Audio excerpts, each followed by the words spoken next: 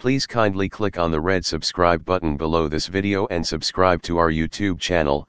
Thanks, God bless you as you do this.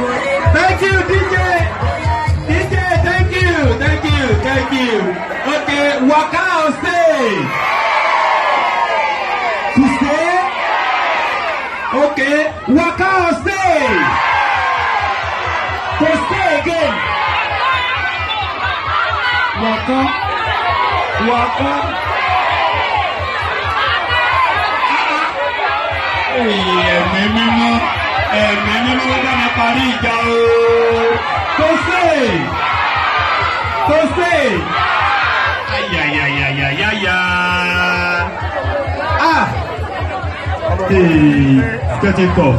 Waka stay. Stay. Waka stay. Don't do it.